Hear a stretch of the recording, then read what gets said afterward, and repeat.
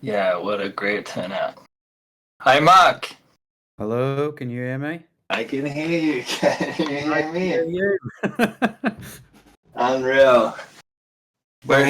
here. We did it. I feel like we succeeded somehow. You learned how to do a video call. I know, right? Talk about stressful. It's the age-old story though. You can sound check as much as you like, but until you start playing, then it really counts. Um, Mark, I realized this morning it's been a long time since we were hanging out. I was like, that was 5 years ago. San Francisco Yeah. algorithm. I'm a little shocked. I know.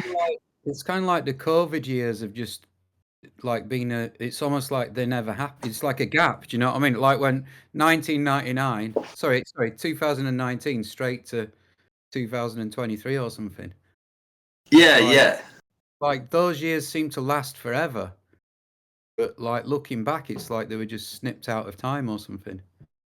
I know that people talk about the analog minute being, exactly 60 seconds, and to me, I feel like that's where that completely went out the window, and we just had this like elasticity of time. Yeah, yeah. I mean, I don't know if you know, but I was caring for my parents, my elderly parents, Yes. during that time. So they were like in the early 90s, and my mum had got like quite advanced dementia by that point, and Ryan moved in as well. So we were like under strict lockdown for about probably like 18 months. We were like super isolated, and in this weird environment with someone who's got advanced dementia, and just it was like this really weird experience. Um, and so yeah, after a while of doing that, after like a few months of being in that space, it was like it went totally science fiction basically. If you know I what I mean.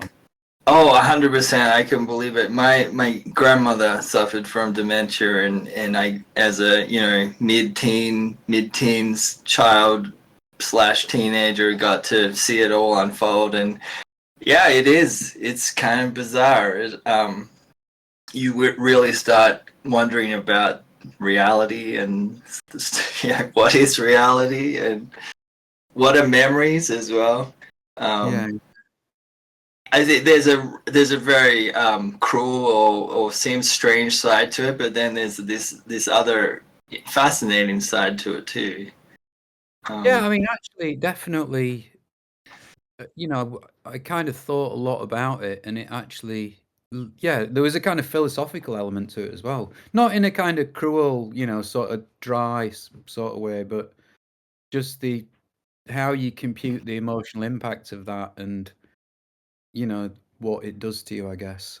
Um, yeah, it was super bizarre for me. I remember my grandmother ceased to remember like the last 20 years, and so I inherited the name of an older cousin. I became an older cousin. So whenever I'd visit, I was Steve. I was no longer Tom. Tom didn't. Tom was just a little yeah. boy that happened to randomly be around. Mhm. It was bizarre. Yeah. Yeah. Uh, But anyway. Mark, you've been pretty busy lately. When I reached out, you were over at GRM there in France. That's pretty fun.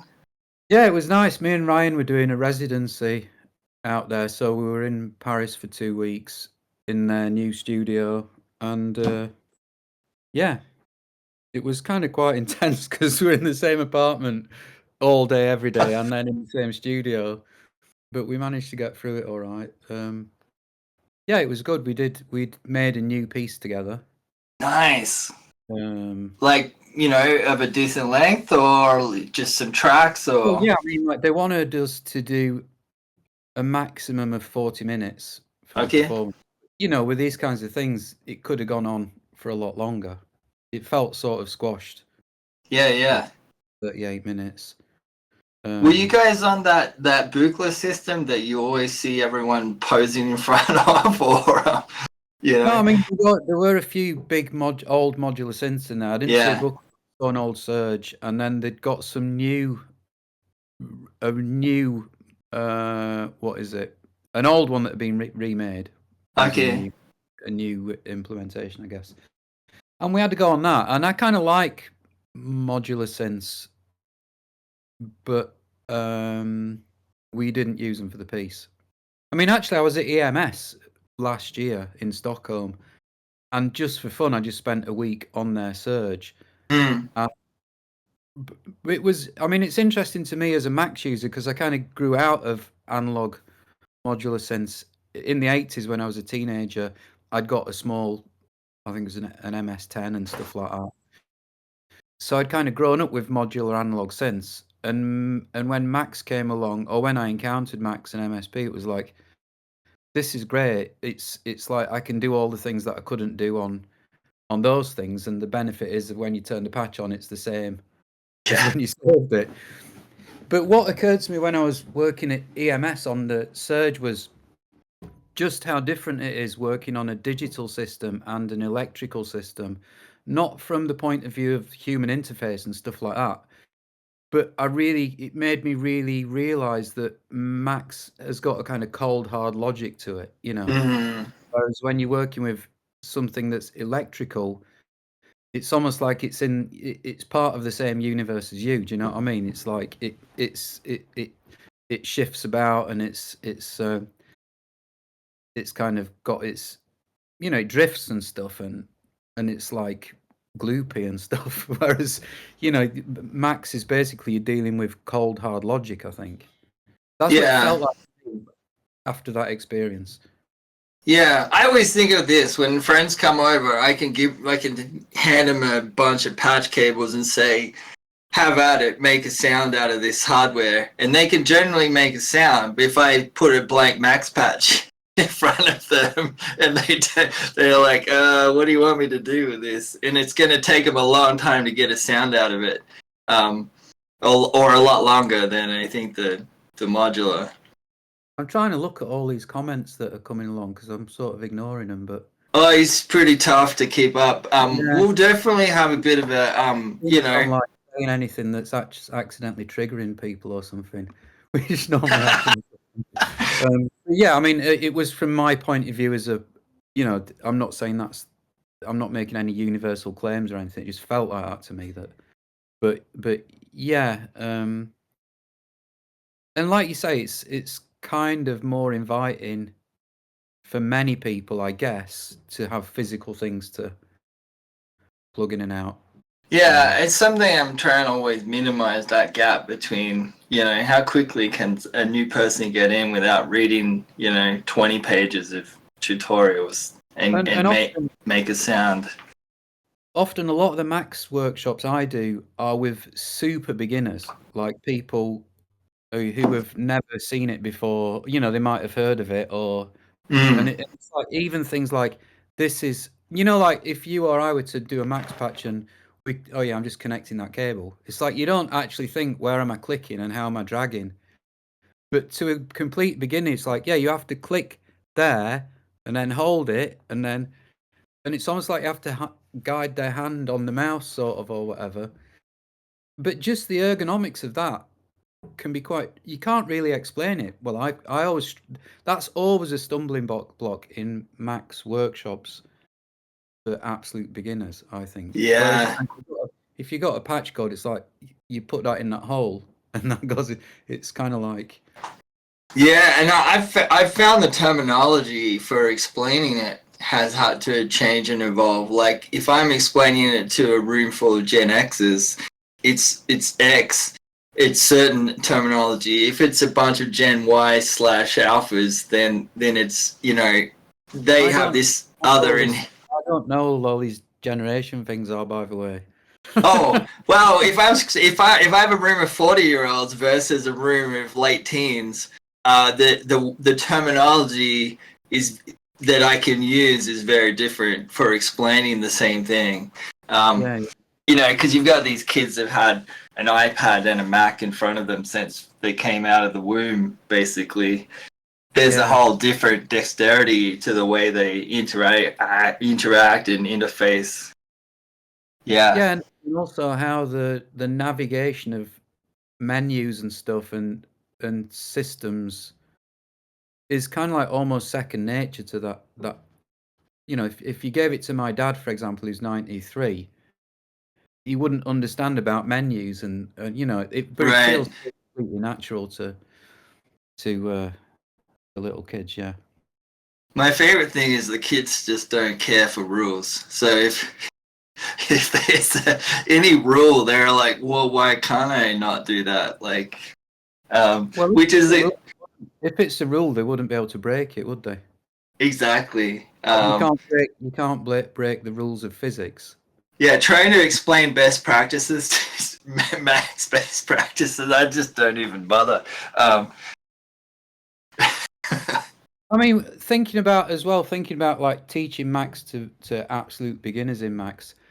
Another thing that is really difficult is the kind of, you know, the order of like only the left in, like, and when I first started using Max, I'm like, well, why have they done that? That's really stupid.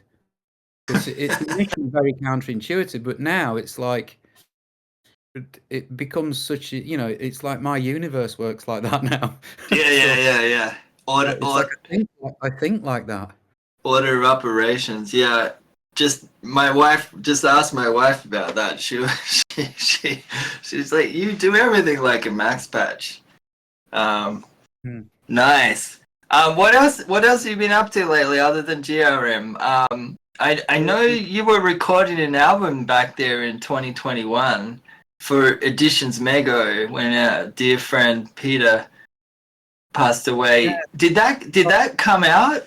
Well, it's been a complex story. So I'd kind of recorded I'd recorded a new album and I was going to edit it, but like I was unsure about.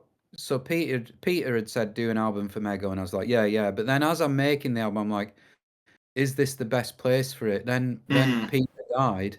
Right. Like, shit. Well, what do I do now? There was like this whole question of like, yeah, not just like what's best for the album, but what's best for this moment in history. Yeah. And Peter's wife, who kind of now has taken over, Mego, was like, at first she was like, well, Peter didn't hear it, so maybe it's best not to release it. And I was like, yeah, fair enough. And then recently I saw her in Vienna, maybe a year ago, I saw her in Vienna, and she's like, look, I think you ought to release it on Editions Mego. So it's just been it's been in a kind of 75% finished state on my computer. I can't finish it until I know exactly where it's going. Right. That's the way I work. It's like all my records are kind of label specific, if you see what I mean. So if it's on this label, it's like in a holding pattern, waiting to land. And if it's landing in this label, it's going to be this sort of form. So anyway, Isabel was like, yeah, let's do it. And so, yeah. But in the meantime, since then, I've just recorded a hell of a lot of other stuff. And I'm kind of like, now I've probably got like about 5 albums of like Max-based stuff. Like rhythmic Max-based stuff on my computer. Just stuck there. And also, like, my problem, like, growing up and my early sort of like professional work, for me, it was all about the album. You know, it's like I grew up loving vinyl records, and the album was like it was the thing that was the center of my practice. It's like I make albums. But then the past 10 years or so, maybe 15 years of encountering a lot of music from different traditions, including like Western classical, as well as like Indian classical music and stuff like that. It's kind of like the album format has become less important to me. And also because I'm making more and more work in Max, where really it's like the patch can result, the thing that I made as a patch can result in so many different versions of itself, that the albums just kind of like become something that's not that interesting anymore. Do you know what I mean? No, completely. I mean, it's almost just like a kind of superficial way of documenting some things. it's become some kind of, it almost feels like a weird business card now, like that you hand out at a festival, and maybe someone will take a listen, or maybe it'll end up in the trash after the festival. I mean, I still listen to vinyl. That's how I listen to music, and I still buy vinyl. But it's just making it, and also I've been making so much stuff that just doesn't translate to two channels, and it's I kind of hear like that. someone's asking something. Yeah, I can't help but feel maybe the monopolization of digital services too, like Spotify and that, have kind of hampered people's enthusiasm for. It just almost feels like, oh, well, I just put it out there. It's a flash in the pan for a day, and then it's over. Should we be responding to people's comments? No, we'll have an AMA kind of towards the end. I mean, if something jumps out there, there's gonna be a lot of action in there. Folks, if you do have a question for Mark, there will be yes, Madison, yes. There will be a point at the end where we'll ask Mark questions from the chat. Mark, I believe you have some Max Patch in to show us. Well, you asked me to show something. Yeah, let's have a look. I'm I keen. just got back home last night and I was like, oh shit, what kind of? Oops, I swore then. Am I allowed to swear in this platform? Yeah, you can swear. That's the worst swear word I use, by the way. Yeah, So that's totally fine. I mean, what about bollocks? Bollocks is classic. it's not a swear word in America, but it's quite a strong swear word in Britain. Yeah, And I interesting. remember when I was a kid, I was watching like the Flintstones, and there's an episode where Fred Flintstone says bollocks, and it was like, what? Because really, now it doesn't feel so strong, but as a kid, that was up there with the like class A swear words. Do you know what I mean? Yeah, no, 100%. Your parents, basically. As someone has immigrated from Australia to America, I'm well aware of the different classes of swear words and where they fit into different countries, and it's fascinating what will start a fight and what won't start a fight, and what will escalate, what won't escalate. Yeah. And even Australia and England have their differences in words. But I think England and Australia are actually culturally quite close. I mean, I remember the first time I went to North America, I was like, whoa, we speak the same language, but this is so weirdly different to what I'm used to. And then after that, I went to Australia, and I thought I would really not like Australia because my only exposure to Australia was like TV series and stuff like that. But actually, it felt really familiar. Like Australia felt like a bunch of people from the north of England had gone over there. Well, Which is it was all criminals from yeah, it's kind of true. It's like you stole a loaf of bread and you found yourself on a boat for 6 months, and if you were lucky, you were still alive, and you got to then live in Australia for the rest of your life.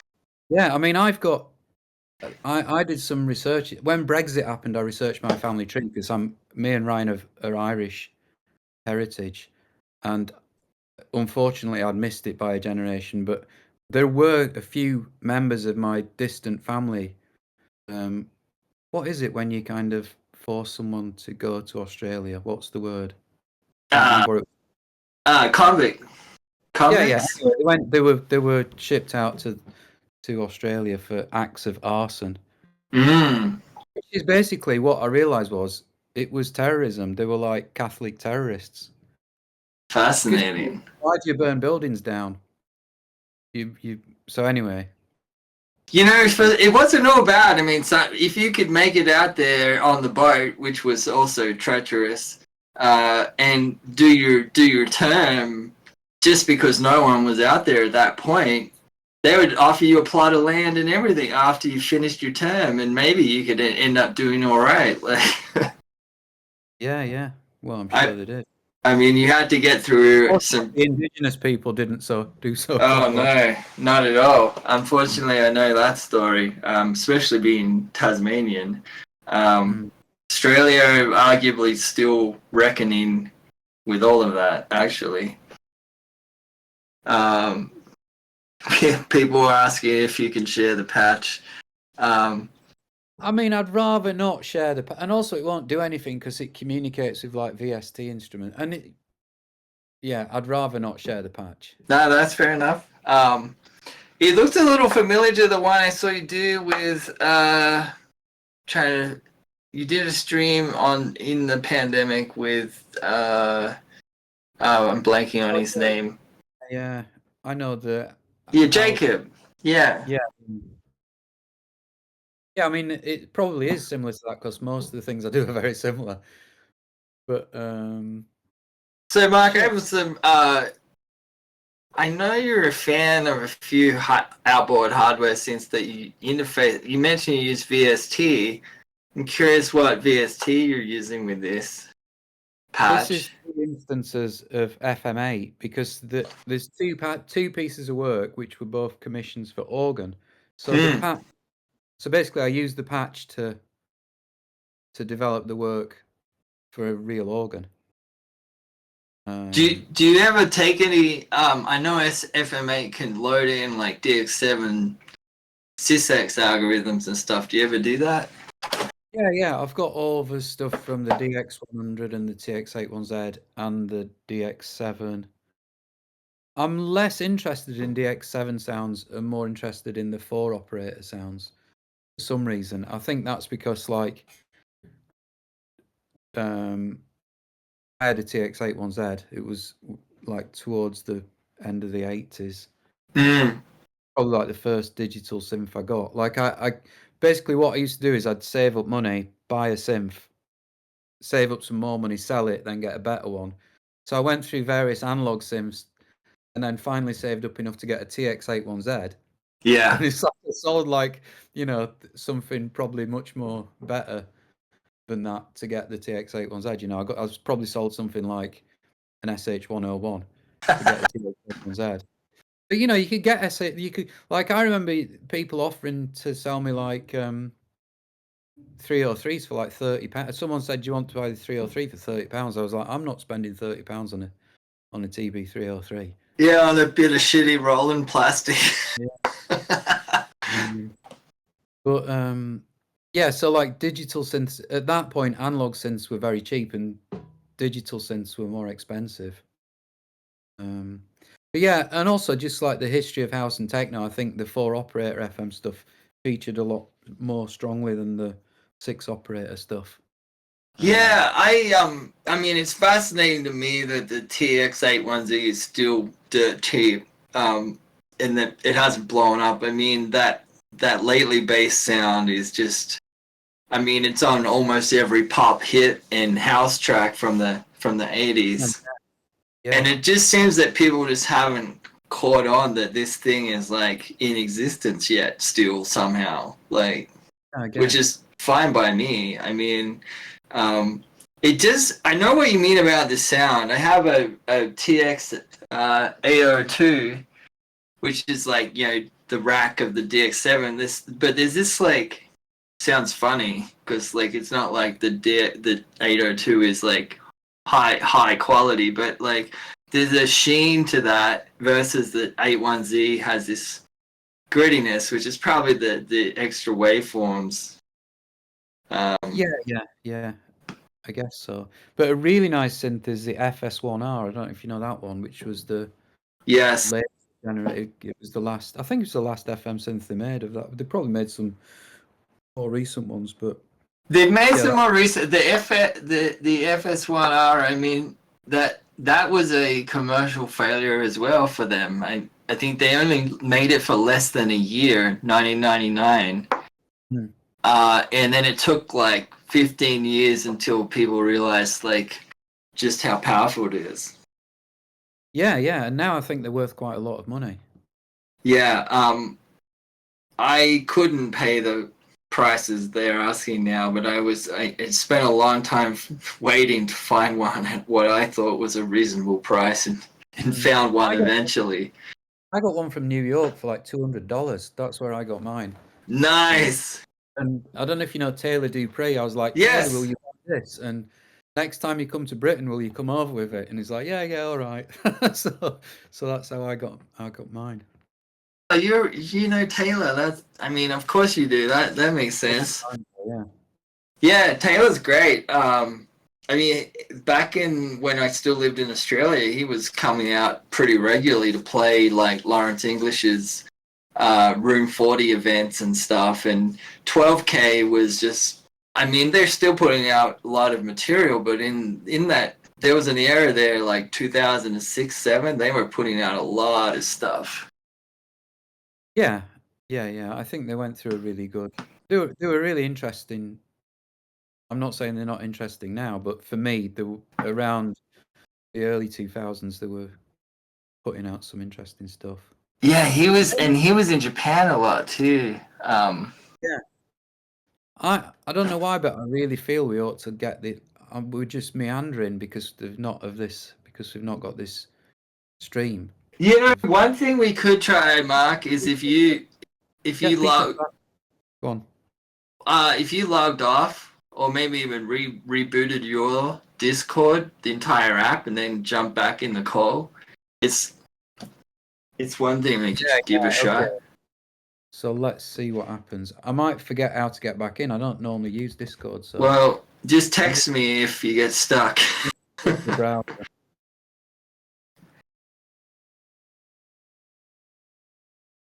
All right, folks, we're gonna try and get this patch going because we all want to see it. And Mark prepared it for us, especially for today. So, okay, here he's coming back.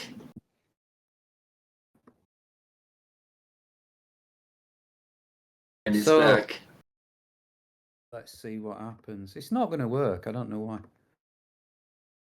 It's not even worth it. It's not even that interesting of a patch. Is it working? Yeah. I can see it on my screen. I mean, I don't need to see it if the majority of folks can see it. Okay, nope. I see it. This is it's totally Discord can't handle it for some reason. Let's not bother. But what I was going to say is let's just get the audience to ask some specifically Max related questions because I think we're just a bit. Yeah, folks. I have a question here from he's in the channel here, Mark. I'll ask it. His name is Philip Meyer, and he's like, I'm always curious how people tackle composition at what Curtis Rose calls the macro scale, or someone else might call arrangement. We have lots of ideas about how to generate sounds or organize sound objects into rhythms and patterns, but the next level up is more difficult. And I think Philip feels like you're working a little more at that macro level. So you mean like the distinction between, I think one of Curtis's kind of, the distinction he makes is between like the generation of sounds and the generation of note data. Which got like mirrored in Max between audio rate and control rate. Yeah.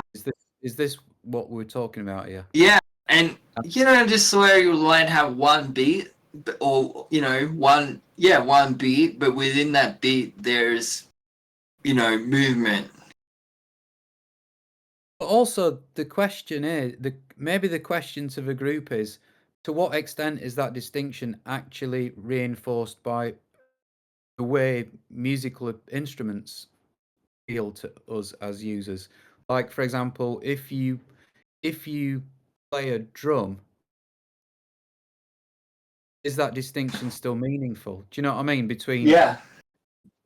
Because I guess to an extent, a drummer is aware of, like, if they move to the drumstick to a different part of the drum, they're going to make a different sound. But is that hierarchical distinction between events and synthesis still present in the act of playing real instruments? Do you know what I mean? And I think maybe to some extent, is it? I don't know. Yeah, I like that. Phillips added a little more. Can you see the comments here? He's like, for example, on a drum machine, you have like a 1-bar pattern, and then you have this collection of 1-bar patterns. How do you actually turn that collection into a piece of music? You mean me personally? I believe so. what I do a lot of. So I'll do like very simple pattern generating systems, and I tend to use the preset box loads. And if I've said I play any instrument, it's the preset box. So I tend to like make patterns and store them in presets, and then often a live performance will be me just jumping around the presets, and I kind of tend to group presets together. These are the more intense ones. These, and then there might be like a line of things in a preset box that like I can follow in it. You know what I mean? Totally know what you mean. I'm not adverse to the preset box myself. There's a question: are the patterns generative or are they set? So they're generative, but it's not like there are different levels of generativity where you might have kind of a generative process that kind of stays in a certain behavioral level. Do you know what I mean? But Yeah. like for example, if you shake a tree, it's like the leaves are moving, but you're not doing the tree's not going to go off in some random direction. So it's like you kind of shake a tree in a certain way, and the leaves will move in a certain way. So there's a level of generativity, but it's not like going to go off in a complete tangent. Right. And so the levels of generativity that I work with are just kind of like little behaviors like this. Do you know what I mean? Not kind of like things that could move into like a completely new direction. Yeah. Yeah. Does Do that answer? you? I believe so. Yeah. Do you do any interpolation of the presets? Yeah, I mean, I used to. Yeah. And before patter storage was a thing, I used to.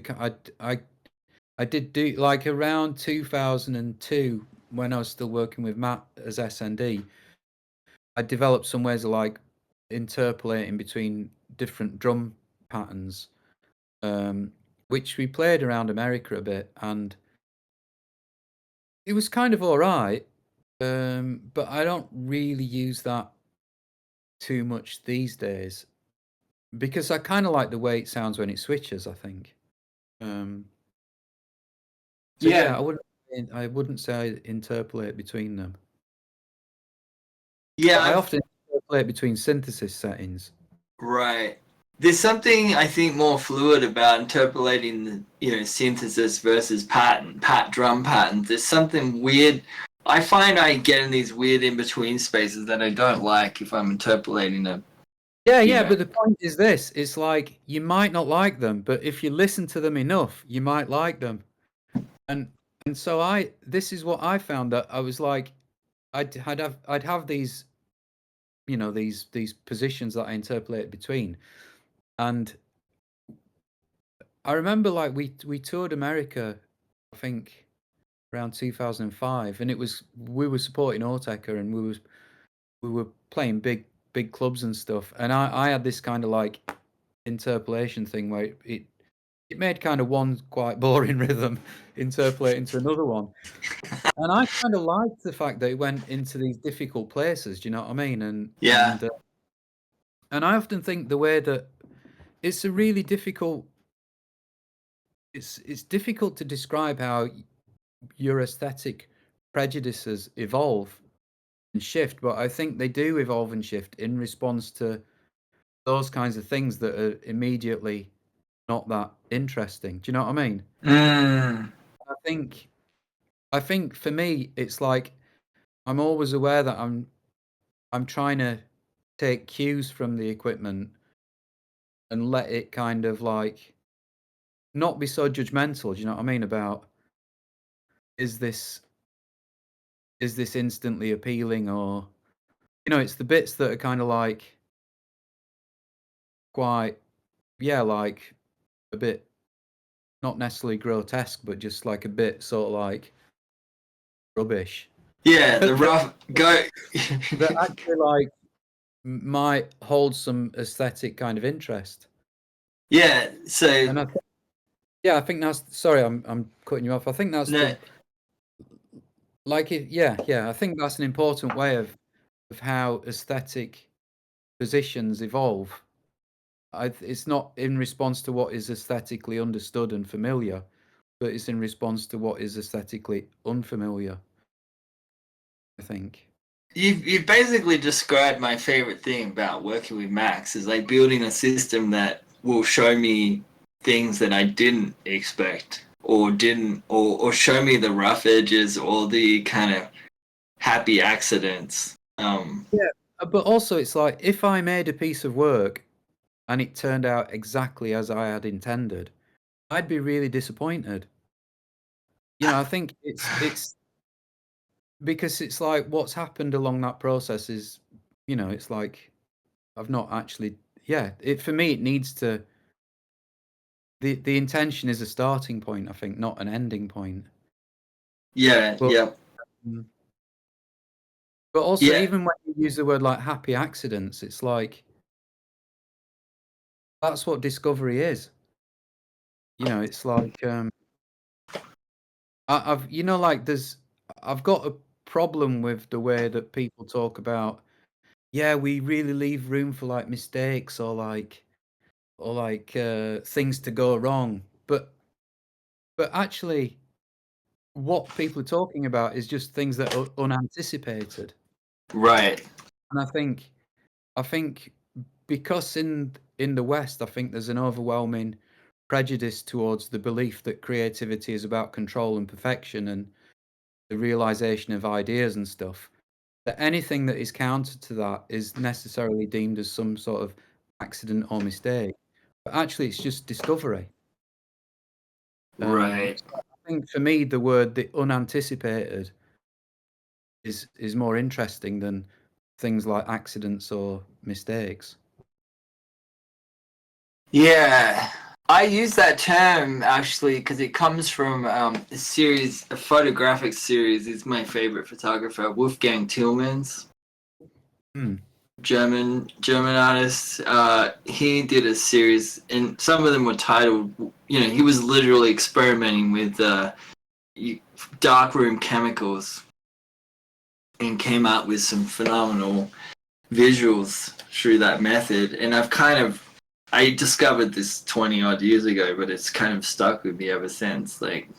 And yeah, I guess if you know a synthesizer so well that there's no longer any possibility of, an anomaly occurring, I mean, I would find, to me, that would get boring.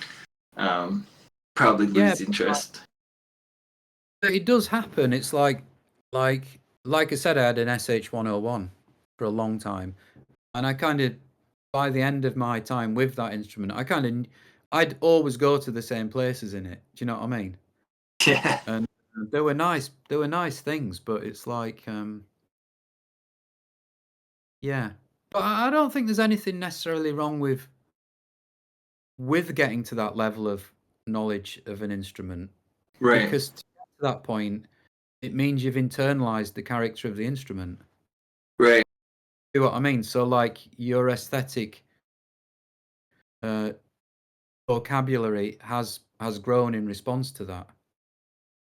right, But right. yeah, um, yeah, Yeah, I I don't know.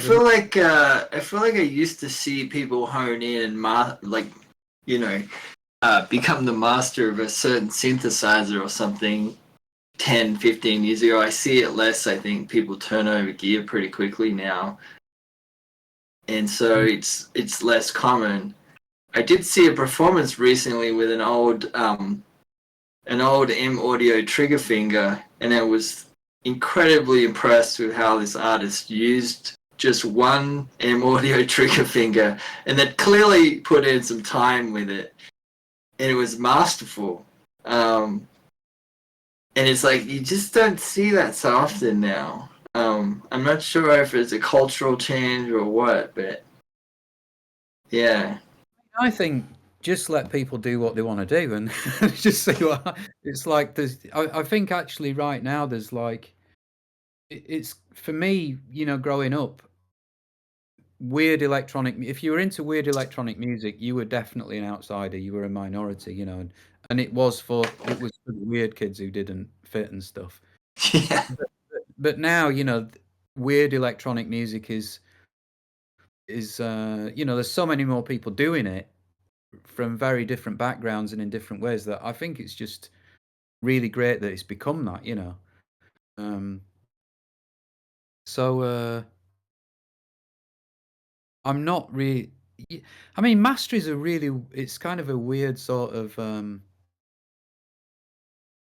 It's a weird one because Mm, like the example I always refer back to is when Future were like making acid tracks. They were like, there's a famous interview on British TV where they said they didn't know what they were doing. They didn't know how to use the machine, the TB303, and they'd not got the book, and right. they were in a position of like the complete opposite of mastery of that instrument. But through their embodied exploration of it, made something really great. Do you know what I mean? If they had, 100%. if they had been masters of that instrument, they wouldn't have made acid tracks. Um, Right. something it probably would have been more like, I don't know, some kind of disco track or something like by Yeah. Giorgio Moroder or something. Right, right. I Yeah, think no, that's true. it's a tricky one. I mean, and also like having studied Indian classical music a bit, and also like I met when I was in Japan recently. I met a shakuhachi player, like a really someone from someone who was a master of that, I guess you call it. But what occurred to me was that in the West, when we talk about mastery, it's often about skill and control and perfection. But like talking to like Indian friends who are part of like a Indian classical tradition, mastery is understood a lot less about control and much more about being responsive and like intuitive and um, kind of having a symbiotic relationship with the instrument, Mm, if you see what I mean. As well as like, yeah, this guy who played shakuhachi, it was like the bits that the kind of spiky bits that were like not the that came out of the process of playing it were kind of like interesting. I don't know if I ever I didn't, but there's this text by this guy. What's it called? Um, Buyo, I think, some kind of 17th century shakuhachi Zen guy, and in this text, when I first read this, it was like totally mind blowing to me, because he says in this text, it's a text on how to play flute, how to play shakuhachi. He says, if from the beginning you try to produce a splendid tone. No, he says, if you try to produce a splendid tone, that's really kind of quite, what's the word he uses? Something like despicable or something. It's disgraceful to try to produce a splendid tone. That's what he says. Um, and he says things like, if whatever the shakuhachi cannot produce automatically, human skill cannot kind of compensate for. mm, So I kind of like, this is like 300-400 years old text from a completely different tradition, but it's foregrounding the idea that as a performer or as a player, you're actually responding to what the material is giving you. You're not in a role of absolute control, sort of. right. It's symbiotic to some degree. Yeah, yeah. Yeah. There's a good question here from someone called Mizzy. Mark, what do you think of the distinction between using your own system's instruments or using stuff other people made? If the system is such a big part of your music, does it feel like it's less of your own artwork? Well, I use instruments that are designed by other people, um, and I think we're always operating within frameworks. I think even if you're a guitarist or a composer or orchestra, you're working within frameworks and systems. Mm, I don't think there's any such thing as like being completely free of the structural stuff that you, yeah. So No, I'd it's find true. I'd find it a little bit weird to use other people's max patches, but and I really like making max patches. Like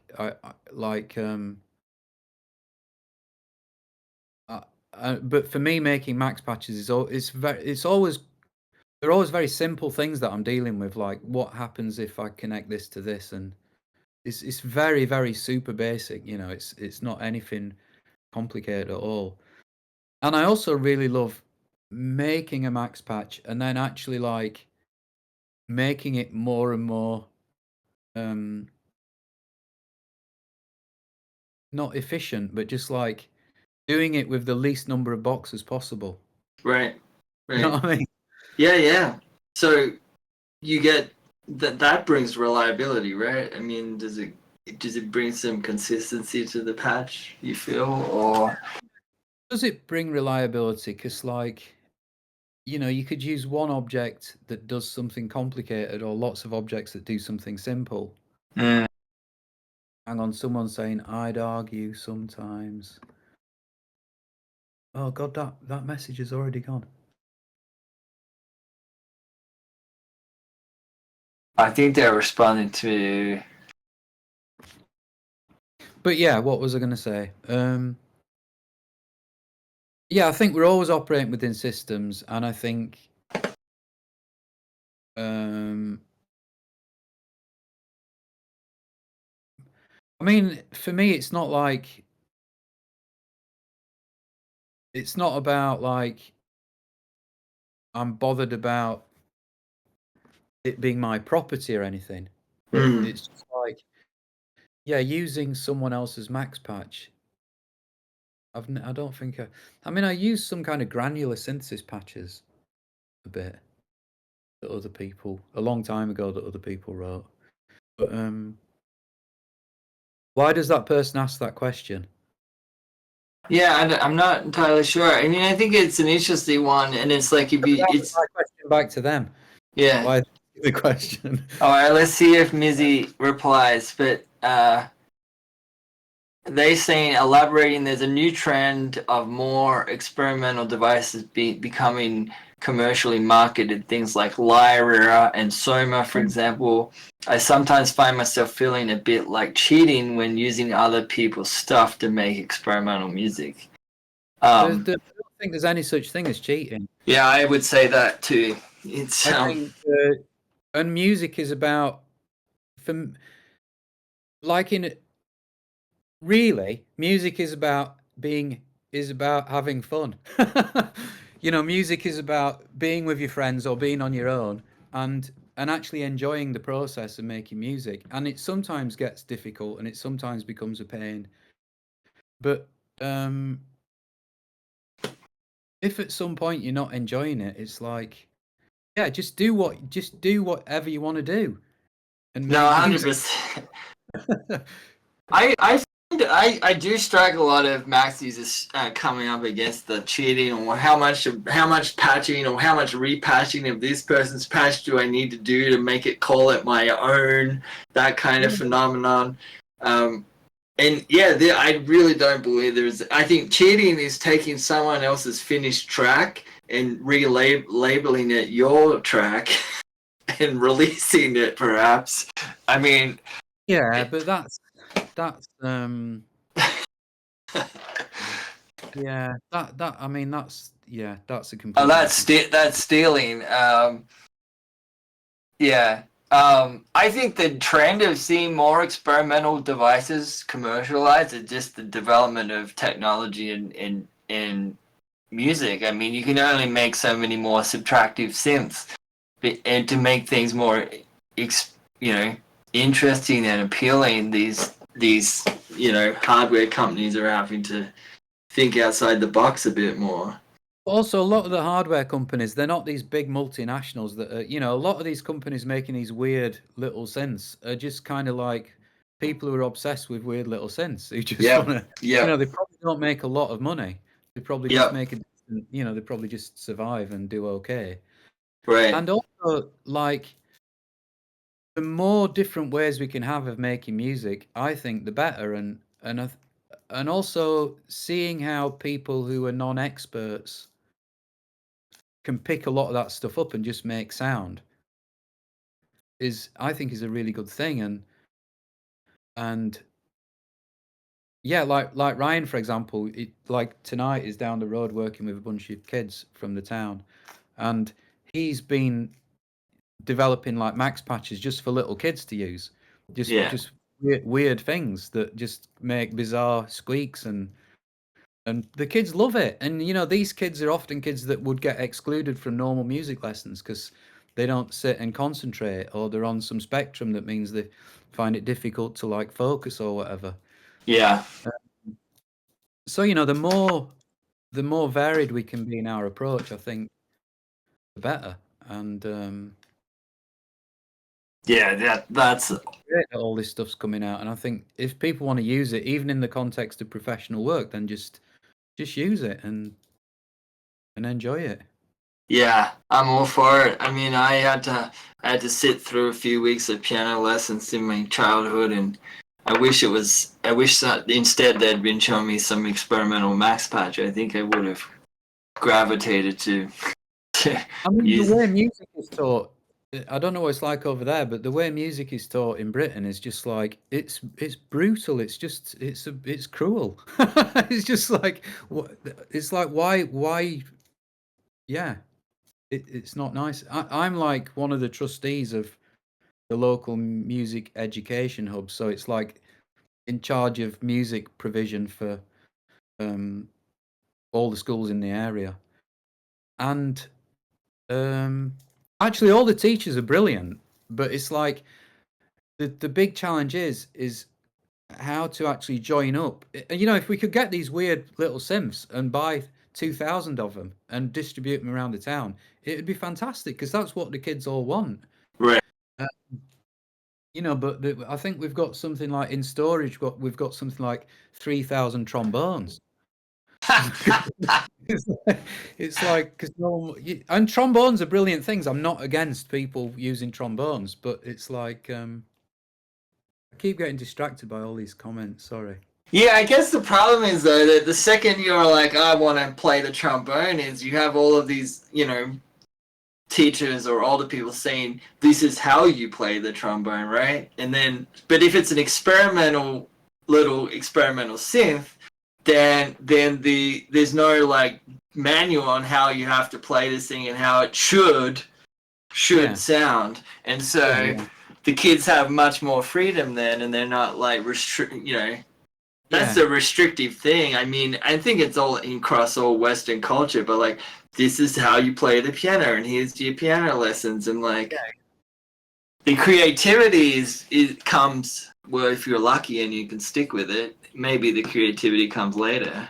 Well, actually, evidence shows that it doesn't, because the kids that actually stick with music education and get good, they'll do exams and get to a level of proficiency which is enough to get them in a good music school.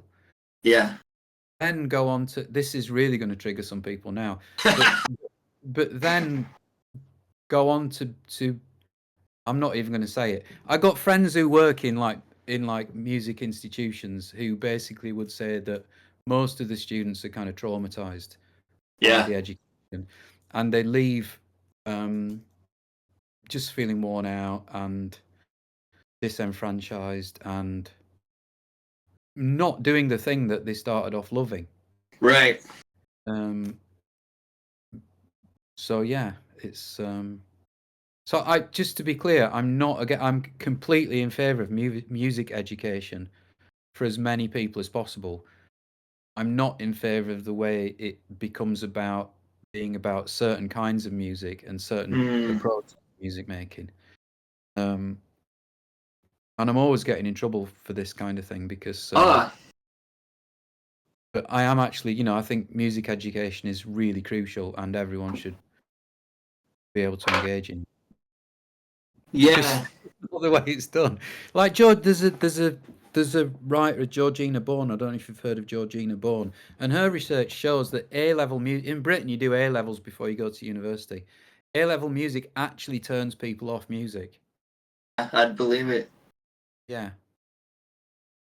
Yeah, I'm interacting with some total virtuosos who, composers and they're 19, 20-year olds with, they've already done phenomenal stuff, and then to see them discovering like more experimental music for the first time, they feel relieved and they're so excited. And I feel like these people that I'm fortunate to interact with, if they didn't discover this right in this moment, they're gonna be gone in a year or two. They're gonna quit and take on another career or something because they're borderline burnt out already. Mhm. And it's fascinating to just show them this kind of no roofs way of making and exploring sound again, and they seem relieved. I mean, I wouldn't say it's no rules, but I just said different rules. Right. There's You still always have- systems wherever you go. Yeah. Um, but yeah, I remember the first time I used a synthesizer. It's a really stupid story because I'm from a kind of like steelworking mining area, and in Britain, in kind of like working class houses, on the side of a building is a coal shed. So it's where you would traditionally keep the coal for the fire in the winter. And I remember the first time I used a synth, it was my older cousin had a Moog in the coal shed of his house, and we went round at Christmas to some family get together, and I was like, I'm just like, this is boring. Why am I here? And someone said, go into the coal shed and have a go on your cousin's new synthesizer, and it was like a kind of copy of a Moog. Yeah. And as soon as my finger touched the cutoff frequency, and I went, "Eow," it was like a light lit up in my head, Amazing. and yeah. So So, people need access to that stuff. so was he not allowed to bring it in the house? He had to keep it in the coal shed, or? Probably too loud, yeah. He probably wanted it in the coal shed because it allowed him to escape from the house. Oh, But that's amazing. this will have been the early 80s, and the my these two cousins were a little bit older than me, and they lived kind of closer to the centre of Sheffield. So they will have been part of that whole early Human League scene and going out to those clubs. Whereas I was like, the further away you got from the epicenter of Sheffield city centre, it's like you like lost 6 months for every mile or something. So I was like 3 years behind or something. So Yeah, I can relate to that. Growing up in Tasmania in the 80s, I mean, and then in 1988, as an 8-year-old going to Melbourne, I realized that we were several years behind in everything from fashion to yeah. technology to transport. The gap has lessened these days due to the internet and various other things, capitalism, but yeah, it was a pretty big gap back then. Someone's like, what's your latest, like, what's your favorite books right now, Mark? Any books that have been jumping out at you? Here we go, folks. You really laugh at this. This is what Ryan got me for Christmas. Yes. Nice. Book of Knots. Amazing. I'm just trying to find. At that last algorithmic art assembly, Mark, did you see that presentation on Nuts? There was a Thorsten, actually. Yeah, Thorsten had a lady there that did a full present. I think it might be up on YouTube, actually. All right. Yeah, she did a whole thing, and she even talked the audience through like making a knot, and talked about how it was algorithmic to do knot making. She'd actually discovered several knots that she had made and discovered, and Apparently every knot there's a philosophy, like a theory of knots. There's a branch of science called knot theory that names every different knot. and discovers different notes. But this is a really great book, Pedagogy of the Oppressed. I don't know if you can see. Yeah. And this is like Freire, who's a kind of educationalist. I think he's Chilean. I might be wrong. Okay. And it's basically how you engage with disenfranchised communities and empower them. Amazing. And I basically use this as a kind of blueprint. I do a lot of. I'm on like I say, I'm on this trustee board of this music service and a few other charities and things in the town. So I'm kind of like constantly referring to this. Nice. Very cool. My door, sorry. Oh, that's all right. I think Ryan's just got back. Hey, shall I get Ryan up in the room? Yeah. Here we go, folks. Ryan Trainer is going to drop in. Ryan.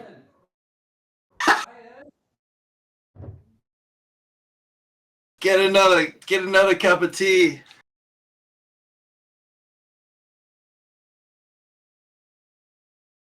Yeah, we love a cameo.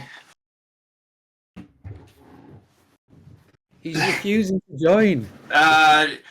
Just you got to tell him, Mark. I'm gonna send him an email. His name came up when I polled the community. They want to hear from Ryan, so I'll send him. He's been doing these electronic music club work. He's started a thing called Electronic Music Club in the town, and he gets all these kids turning up, and they're just making really mental electronic music. And we're getting a record label together to release it all. That's awesome. Yeah. Let me just go through more books. Yeah. Yeah, I'm gonna send Ryan an email and try and get him in here. Mark's pulling out a few more books.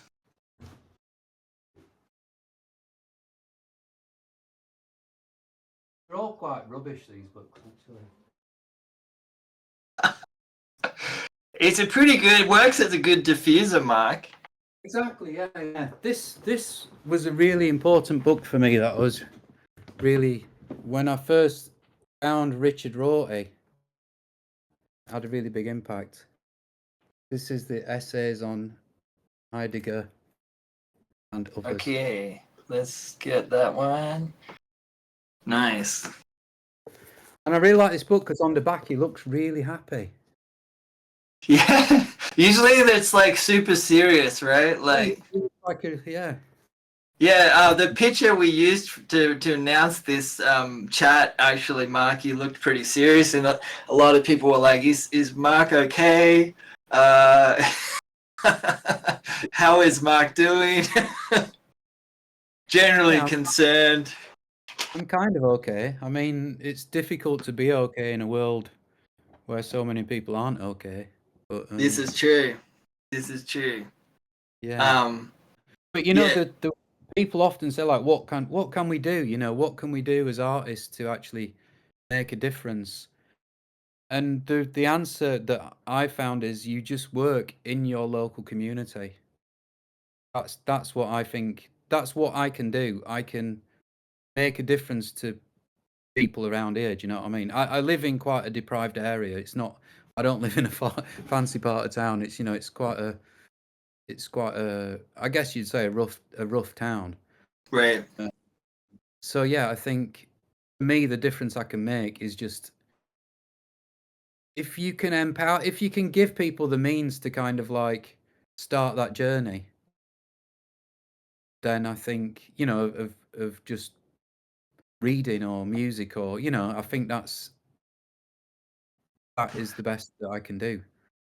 I truly believe this, in someone coming from a very, very small town, like where basically my entire life and career was laid in front of me. Like here it is, and we drive by the warehouses that you're going to work in from a very young age, and this is the formula, right?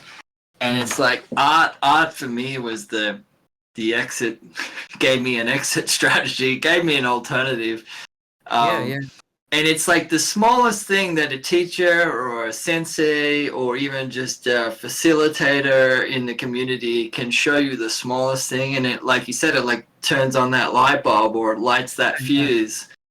And then all of a sudden you see an alternative option to, Yeah, and also I think although like I kind of make this naive distinction between being a passive consumer or an active agent, and I think the more you can do, it's like diet. It's good to grow your own vegetables and cook your own food, and right. and I think just the act of being involved in some sort of creative practice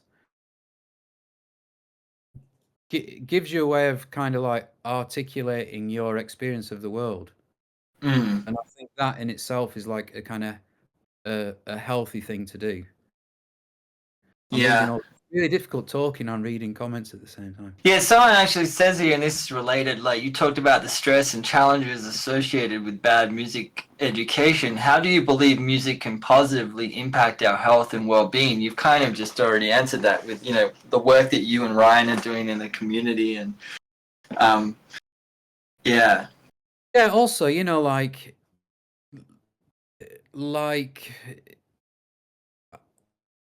I'm not. Yeah. I mean, I think it's just rewarding as well. And I think if you want to find sort of like any sense of fulfillment as a human being, I think helping other people is the way to do it. right. Um, and yeah, like these days, it's always about the pursuit of happiness is seen as this kind of inner journey into like fixing yourself or whatever. Right. But I think the way to find not happiness, but some kind of sense of like place in the world is by just shit. I sound like some weird evangelical kind of mentalist, but I just think it's good to work in your community. No, honestly, I'm with you there. I find it more fulfilling and gives me more of a sense of purpose to go out and do that than spending this journey of going inside myself and trying to deconstruct the last 40 years of my life. I Mm. honestly would rather just try and elevate people around me. Yeah, yeah. Or That's just more. or just give people the means to actually start that journey Right, right. and yeah, and get switched on, I guess, to stuff. Yeah, it's always, you never know what it is that's gonna flick that switch for someone too. Like sometimes you can show them something and you're like, this will do it, and it's not. They're like, nah. But then you show them the alternative or something that you perhaps underestimated, even a tiny little bit of patching or something, and Yeah, you see them just go. Whew. or just a whole bunch of random stuff, just alternatives, I think. Uh, a little more on topic. Someone asked a question before, like, what kind of sound? Are you spending much time on sound design and sound spectra? Like, what is the sound spectra that fascinates you? I know you've done a little bit of your own kind of like algorithm programming on the old hardware before, and is there kind of an area there right now that you're interested in, or is it more about systems and sequencing?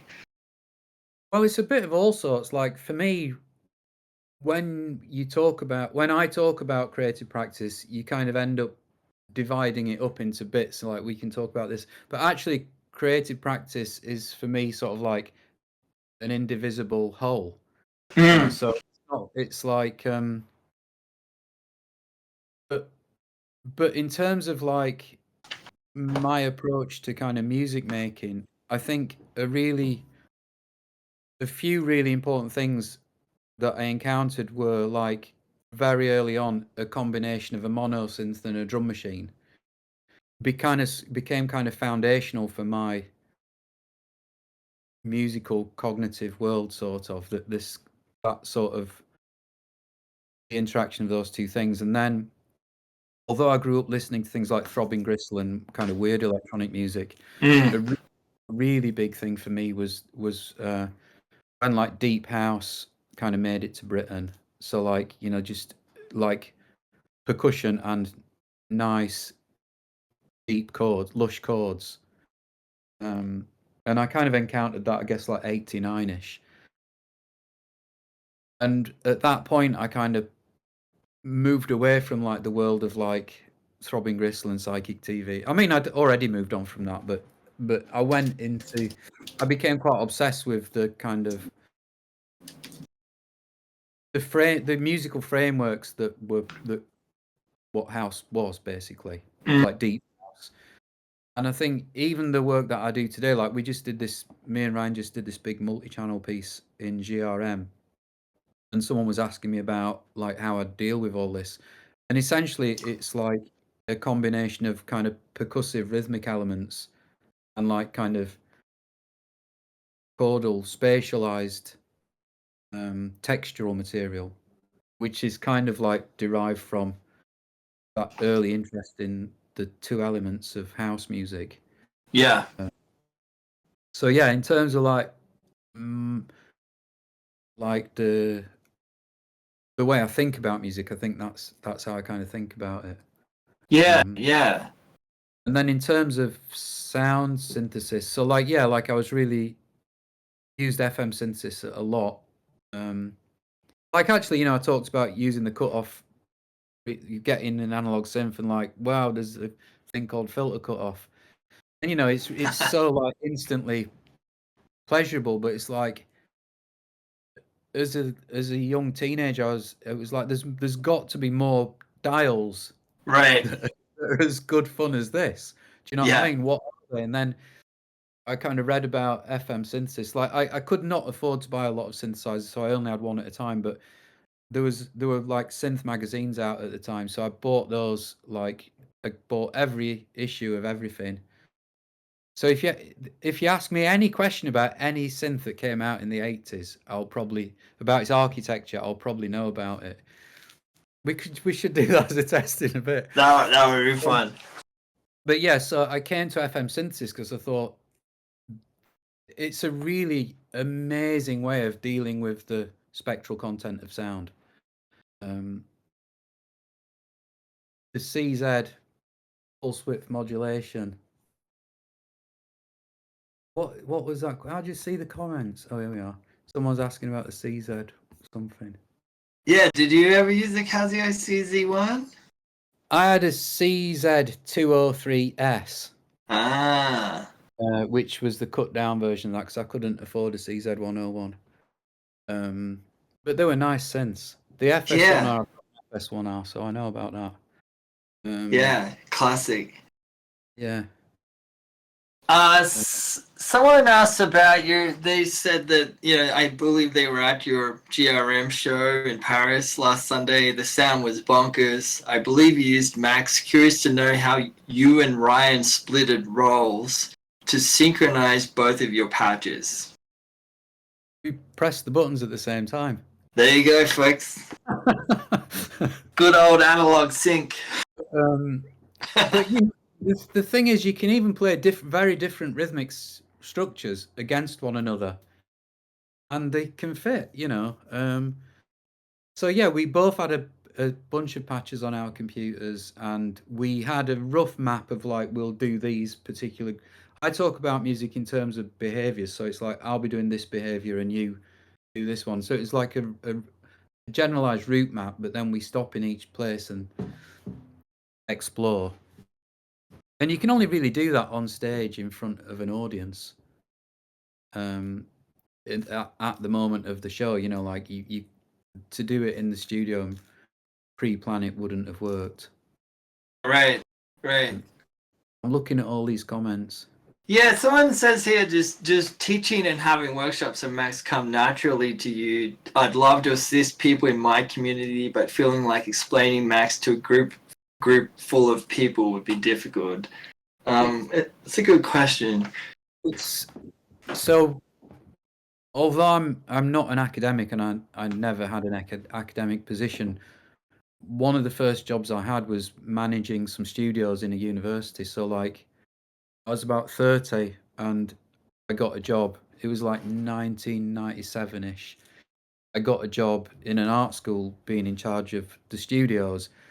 And, you know, technically I felt very capable. I knew a lot of facts. But then it's like actually teaching stuff.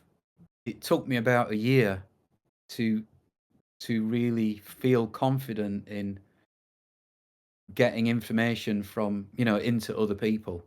Yeah. And and when I got to that point, it was kind of, yeah, I felt like I could do it, but it took a long time to feel like I could really explain stuff. And then yeah, just like teaching very basic Max workshops, Mm. just like this is a button and this is a Yeah. it's it's you have to go slow and really do the basics really slowly, and go around the room and make sure everyone is at that same point, because people also, if they're not feeling confident and they've not got it and they're just going to stay quiet, and then suddenly they're 5 steps behind, and then you've lost them, you know, so it's Yeah. like you make sure that person who's like the quiet one, who's not confident, is actually at the same point as everyone else. In some And sense, they're the marker for, yeah, keeping everyone up to speed. yeah, I've but I've kind of found too that, you know, getting to somewhere fun sooner than later is helpful too. Like, so there's a little bit of a motivator there for them to stick at it. yeah, Um, we did a thing. I don't know if you know this guy Finlay Shakespeare, who's a British music maker, and he also released stuff on Editions Mego, and he kind of does like he manages the Moog Sound Lab. I don't know if you yeah, know this. So it's a big collection of Moog modular stuff, and we raised some money to do like some projects in the town, and we got the Moog modular into. So there's a market just down the hill, um, like not a fancy kind of farmers market type thing, like brutal sort of like inner city market. And we got Finley up with the Moog Sound Lab and put him in a market unit on an indoor nice. market for a week. So it's like the Moog Sound Lab was installed just in a regular shop unit in this market. So, you know, here's some guy selling sausages and here's some person selling fabric and vapes or whatever. Love it. And then there's the Moog Sound Lab there for a week, and it was just like, the idea was that people just come through and have a go. But Yeah. the thing is, with something like that, there's so many dials. You can be turning dials and they're not doing anything. So I said to Finlay, like, what you need to have is like 3 or 4 dials that you can say to people, touch that and twiddle that, and it will do some like massively drastic thing. Mm. That they can really feel that they're having an input. And he did, and it was good. Yeah, that's cool. That's cool. Yeah, it's funny often when you find that stuff in some random place where it wouldn't normally be. Like, so I love that it was in the market. That, like, something about the alternate context just seems to make it more poignant. Like, yeah. I imagine they got a lot of, you know, people who had perhaps never even seen or knew what a synthesizer was, right? Like, Yeah, and there were a lot of people. Well, what the weird thing is, so this is a small town on the outskirts of Sheffield. You know, it's economically very depressed. It's you know, it's not in any. It's probably like one of the least fancy places in Britain. Um, and there were a lot of people who were like very nervous. So some people would just stand at the door and not feel comfortable coming in. But the amount of people that turned up who were completely obsessed by modular synths, who lived in the town, who've been completely anonymous. I'd tell you there's about 10 people who built modular synths in the town that I never knew about. And that's quite an amazing. All these like nerds turned up and so you discovered like this whole underbelly that you weren't really sure was there. yeah. So it was kind of nice for that in that respect. Yeah, that's cool. Someone asked if you have any books on sequencing that you would recommend. I don't actually. Yeah. But like, yeah, I mean, I would say just use Max, or so like why do you need a book? Yeah. I Like, would agree too. yeah, like there's some great books on Max and computer music, but yeah, just like the way I started with Max was the very first things I did when I first got a copy of Max. And when I worked at this university, I was able to buy a copy of Max through the university. So I think I got a copy about 97 Mm, when MSP came out. I got that as soon as it was available. The very first things I did were kind of build copies of like drum machines and stuff. So at that time, there wasn't really any software that had got like an 808 style grid interface, to do the rhythmic stuff. So I started off by building that in Max, right. and then thinking like, how can I develop that? So instead of an on off on each step, there was like a likelihood of a step happening there, Mm, um, which everyone's done these days, but back then it felt like a big achievement for me to be able to do that, and then have a parameter that like increased or lowered all the possibilities, so I could make the rhythmic loop more dense or less dense by globally increasing all the probabilities or decreasing them. And I did a lot of stuff like that, and yeah, it just evolved from there. Um, and now I have a set of like concerns that I keep revisiting, and which I was going to show you now, but can't. we're gonna Um, have to definitely have you back for a Max session. Mark, there's a good question here, and we've kind of covered it already, but I think it's worth like. Do you feel that the location geography played a big part in your musical career, and was living in Sheffield and being in the UK and being around those things very influential to S&D and your own work? yeah, I mean, totally. Like, for a start, growing up in a time and a place that was like um, quite difficult, like in the 80s, we'd got this right wing government that was just waging war on the people. It felt, Margaret Thatcher, right? yeah, and I grew up. I don't know if you know this bit of British history called the Battle of Orgreave, which was the confrontation between the miners and the police, which kind of was a turning point in British political history. So I kind of grew up next to Orgreave. So I grew up in the 80s in a climate of like real mental kind of social division and unrest, and electronic music, discovering electronic music and film and literature and politics at the same time, um, were really important. That's because of where I lived, I think. Right. And um, and then just being in a town like Sheffield where there was a lot of electronic music. Um, so Cabaret Voltaire were from there, which were really Cabaret Voltaire were really influential. I didn't really like them at the time, but looking back on what they achieved, and especially like what Chris Watson did and what he's gone on to do, Yeah. uh, is totally amazing. And then throughout that period, from then until the early Warp years, it just felt like a really great place to live. And the thing about Sheffield is it's not a massive city. I think it's like about 750,000 Right. population. So it's kind of like all the scenes have to kind of meet one another. It's not like it's not big enough to have like separate venues for separate little groups. Do you know what I mean? Yep. So Totally. you'd all kind of meet, and there'd be a lot of kind of different kind of musical traditions crossing over.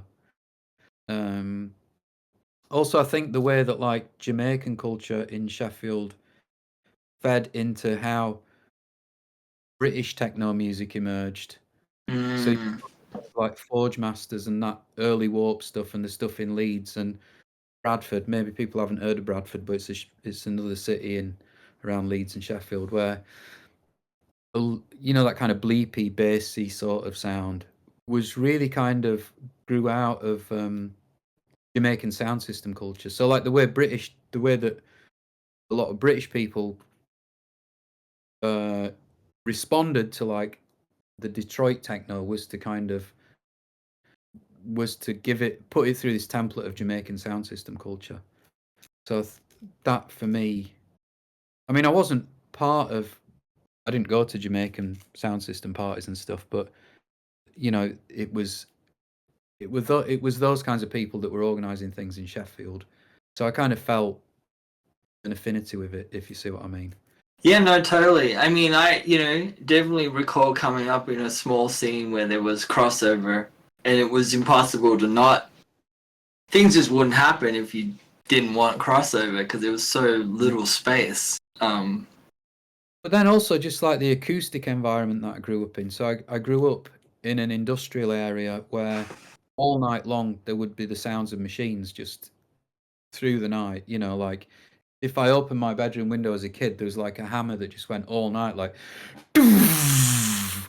you know, like every 30 seconds, like some enormous piece of metal falling onto some Right. other, and just the sounds of like machines in the distance, you know, and what that sounds like. Yeah. And It lends itself to techno, industrial music. There is that real world element there, and I think a lot of us we don't know that heavy industry structure anymore because so much of it's done offshore now in China and elsewhere. That I mean, there's no more mega stacks of smoke shooting into the sky around us anymore. And we've lost you. Those machines then became the places where parties happened. Right. Because, you know, because everyone in Britain towards the end of the 80s was so utterly pissed off with the shit that they were dealing. You know, like the government were just doing it was just such a backwards government, you know, like completely homophobic, racist, you know. Yeah. And everyone had just had enough of it, and everyone was just like, everyone just took loads of drugs and partied because it was like all they could do, you know. So the house music scene blew up in Britain just because everyone needed it, you know. It was like you needed that relief on the weekend to get away from. And it went from like small little back rooms in clubs and whatever to massive old factories that you get into. You'd break a hole in the brick wall to get in and take your speakers in, and that was it. And it felt really idealistic at the time. You know, it felt like. I mean, I've obviously got kind of rose-tinted spectacles and stuff about that period, but it did really feel like a genuine force for change. I think it was, right? Well, the British government saw it as a threat, right? Because they passed a law on repetitive music, right? Yeah, it was illegal if there were more than 5 people outdoors listening to a repetitive beat, you could be arrested. That is amazing. Because everyone wanted to do it. Because right. Yeah. And they saw it as a threat for sure. Orteca's response to it, a really great response to it was Orteca when they produced the Anti EP, which it was a great piece of music, and it was like this really spot on critical response to that. You know, like we're going to make music where every bar is different, and make sure you've got a musicologist at your party. Yeah. So, yeah. You know, it was great. You know, it was like, and everyone felt together in it. Everyone felt like, it was a really strong sense of community. I love it. Yeah, I can imagine Sean laughing endlessly about why they were making that. Mark, we'll wrap up here shortly, but there's a couple more questions I want to. One is like, are you going to do another pressing of Structure and Synthesis? Everyone's like, it's sold out everywhere. Yeah, I know. So basically, the publisher, it sold out insanely quickly, and the publisher is like, yeah, we do want to do another one, but it's just the problem was it was expensive to make, Right. because I want to have this paper, I want to have this cover, I want to have like stupid little squiggly bits of Pantone orange throughout the book. So it cost a lot of money, and the publisher was completely supportive and never said we ought to scale things back. Right. But right now, there's only we were working on a second edition with a few other bits and a slightly different color scheme. But I think that might be put off for a little bit. Okay. But, yeah. Well, stay tuned, folks. Maybe keep your fingers crossed it'll be around in the future. Mark's really not saying no. It didn't work. The screen sharing didn't work. We're totally going to have you back, Mark, and we might do it in Zoom or something where it seems to deal with this stuff better. I really like doing these things because it means I get out of cooking a meal. Ryan's cooking dinner. Well, actually, what's happening tonight is because we've been away for so long, we're actually having fish and chips. So I'm jealous. On the way to the fish and chips. It's really hard to get good fish and chips in America. Like they say fish and chips, but it's not like. I've had really good fish and chips in America. It's around, but like it's not as commonplace as Australia and England. Yeah, actually, fish and chips in Australia is very good. Yeah. But fish and chips in general, like really, it's not that good. I mean, we go to a good fish and chip shop around here, but halfway through it, you're like, am I really eating this? I'm quite fond of a good cod and chips out of the newspaper, but maybe I'm also nostalgic. Yeah. My dad's really funny. Sorry, I've got to end on this story. A few years ago, I took my parents to Whitby. Whitby's like a seaside town where it's famous for its fish. All the award-winning fish and chip shops are there. And literally, my dad ate fish and chips 2 times a day for a week. Amazing. Which is kind of quite bizarre, yeah. It is quite bizarre, but I can. Like 93, he's still going strong. Yeah, I mean, I tend to do something similar when I go home to Australia because it's just there. So like, make the most of it. I put on about 20 pounds, and but you got to do it.